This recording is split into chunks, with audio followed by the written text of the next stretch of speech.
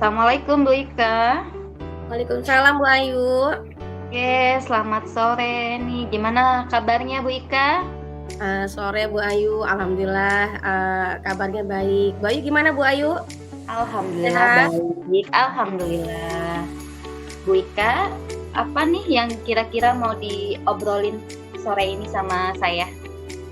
Iya nih Bu Ayu, kemarin saya sudah nelfon Bu Ayu ya, ada yang ingin saya bicarakan dengan Bu Ayu. Begini Bu Ayu, saya sebenarnya sedang mengalami sedikit kesulitan sih dalam pembelajaran, terutama di kelas 5 ini ya. Karena di kelas 5 ini kan pemahaman materi atau materi-materinya sudah mulai tinggi ya, sudah mulai konsep-konsep materi yang lebih tinggi daripada kelas sebelumnya. Tapi ternyata saya menemukan ada beberapa anak memang yang belum bisa baca nih Bu Ayu. Jadi ini salah satu dilema juga buat saya nih. Satu sisi saya harus mencapai ketercapaian pembelajaran ya, apalagi sekarang kelas 5 itu kan IKM ya. Itu satu Iya, sisi betul. lagi, saya harus menghandle anak yang nggak bisa baca ini gitu loh, supaya bisa minimal mereka tidak tertinggal jauh dari teman-temannya gitu. Iya, jadi permasalahan Bu Ika saat ini di kelas 5 yang memang jenjang kelasnya sudah kelas tinggi dengan capaian pembelajaran yang lebih kompleks, tetapi masih banyak didapati anak-anak yang belum bisa membaca. Begitu Bu Ika ya? Iya betul Bu Ayu. Kira-kira Bu Ika mau dapat apa sih dari percakapan kita hari ini? Saya sebenarnya pengen membuat supaya si anak yang kurang tidak bisa baca ini termotivasi gitu, minimal dengan waktu yang tidak banyak ini dia bisa membaca saja, bisa membaca walaupun tidak terlalu lancar, tapi dia bisa membaca agar bisa paham gitu loh. Kira-kira ini dia tuh sebenarnya harus bagaimana gitu, terutama membaca soal ya. Karena kalau misalkan dia tidak bisa membaca, ya dia tidak akan bisa memahami materi dan mengerjakan soal-soal atau evaluasi-evaluasi yang saya berikan gitu Bu Ayu. Iya betul, itu basic ya Bu Ika. Dari pengamatan Bu Ika, sebab anak di kelas 5 masih ditemui ada yang belum bisa baca itu apa Bu Ika? Pernah ditelusuri tidak sama Bu Ika? Iya, sempat saya telusuri sih, karena kan saya dapat siswa kan memang dari kelas 4 itu setelah saya obrolkan dari ke guru kelas yang sebelumnya, memang di kelas 4 pun belum bisa baca gitu kan.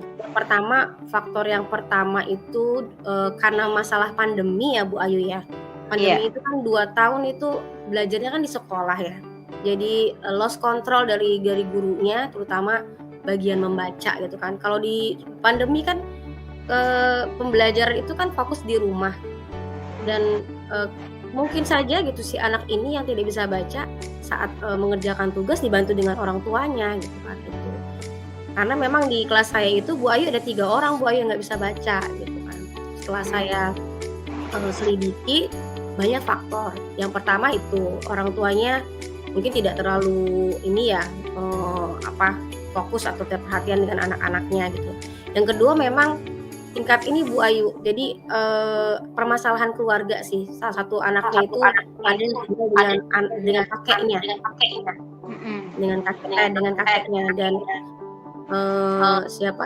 ayahnya itu kan ayahnya tinggal di Jakarta, kerja di Jakarta, sedangkan ibunya sudah meninggal. Gitu Bu Ayu. Ya, jadi penyebab anak ini belum bisa membaca karena pandemi dan juga faktor dari lingkungan keluarga ya Bu Ika ya? Iya betul Bu Ayu. Bu Ika kan menyebutkan ada 3 anak. Di kelas Bu Ika semuanya ada berapa siswa? Di kelas saya ada 35 dan 3 yang belum bisa ya? 3. Nah kira-kira Bu Ika, untuk yang 3 anak ini pasti kan untuk pemahaman pun mereka agak sulit ya, apalagi untuk membaca soal tekstual.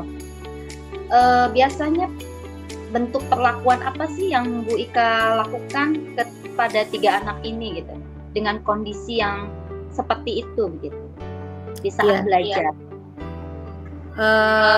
Saya sih seringnya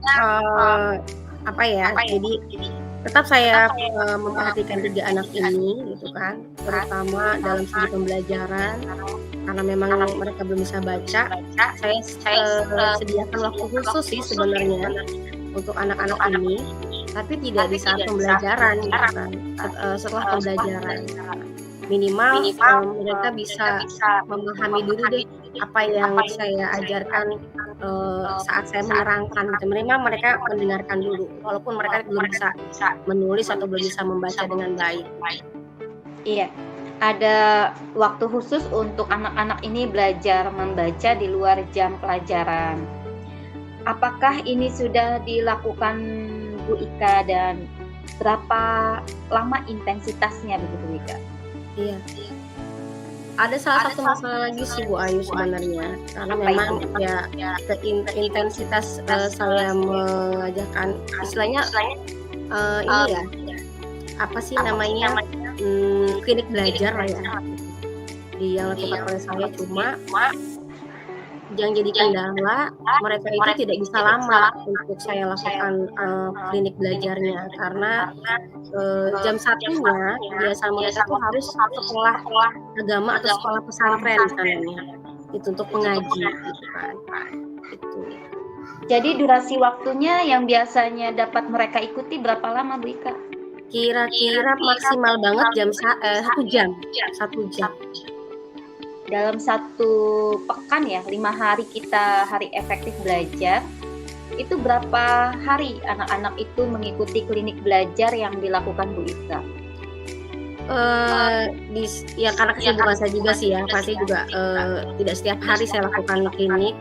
Saya lakukannya setiap hari Senin dan hari Rabu saja Bu Ayu.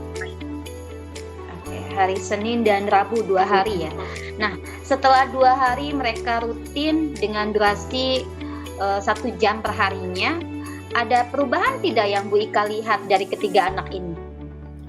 Perubahan sedikit, ada perubahan. Mereka sudah bisa mengeja gitu kan, mengeja dengan baik, cuma memang belum lancar gitu kan. Mungkin saya juga akan memperbaiki ininya kali Bu ya, prosesnya kali, bukan hanya dalam klinik belajar ya, tapi saya juga akan coba mempraktekkan mereka apa ya, kan teman-teman itu kan ada 35 orang ya. Iya. Bisa jadi dalam kelas itu mereka juga bisa membimbing teman-teman yang belum bisa baca itu gitu Bu Ayu. Jadi nggak hanya saya gitu. Dan juga pengennya sih saya juga undang orang tuanya nih Bu Ayu nih gitu. Mudah-mudahan bisa sih gitu. Mengundang sebenarnya udah pernah diundang nih Bu Ayu, cuma saya kayaknya perlu undang lagi gitu Bu Ayu. Karena dari 3 orang yang diundang, orang tuanya hanya 1 yang datang waktu itu Bu Ayu. Iya. Jadi Bu Ika akan berusaha memperbaiki prosesnya. Saya jadi tertarik nih Bu Ika ketika Bu Ika melakukan treatment yang pertama dengan durasi waktu 1 jam dan 2 hari. Misalnya kita coba untuk kita ukur ya gitu, dari pencapaian pemahaman mereka dari 1 sampai 10 nilai ideal ketika mereka memahami sekali gitu. Kira-kira mereka itu sudah sampai di level berapa sih untuk belajar bacanya ini dengan Bu Ika gitu? Kalau dari awal saya klinik ya, memang ada perkembangan sih. Kalau kemarin kan 5 lah, tapi sekarang sudah mau mencapai ya 7 bisa lah gitu. 7. Yang nilai ideal yang Bu Ika harapkan dari mereka itu berapa? Nilai idealnya itu sebenarnya saya pengennya ideal ya, karena sudah bisa membaca kan memang dasar ya. Pengennya sih ya 9-10 gitu tuh. Karena sekarang pemahaman tingkatan mereka tuh baru bisa mengeja beberapa kata gitu. Oke. Untuk mencapai itu kan Bu Ika mau memperbaiki prosesnya ya. Yang kira-kira yang mana yang mau Bu Ika lakukan dalam waktu dekat ini supaya mencapai nilai ideal menurut Bu Ika begitu?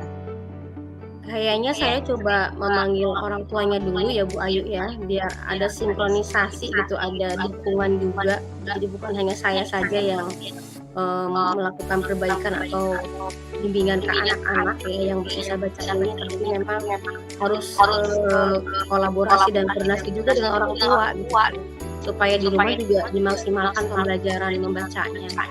Iya, jadi yang paling mungkin untuk Bu Ika lakukan dalam waktu dekat ini yaitu dengan mengajak ya kerjasama orang tua supaya ikut mendampingi anaknya belajar di rumah, Bu Ika ya. Kapan Bu Ika mau merencanakan pertemuan dengan orang tua? Mudah-mudahan hari Jumat ini ya Bu Ayu ya. Mudah-mudahan bisa terlaksana hari Jumat ini. Saya coba minta izin sama kepala sekolah ya untuk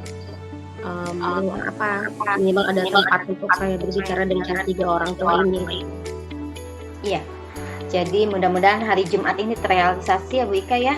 Iya betul. Saya doakan ada harapan yang baik ke depannya untuk anak-anak ini dan masalah kita selesaikan semuanya demi masa depan anak-anak kita ya Bu Ika ya. Iya Bu Ayu.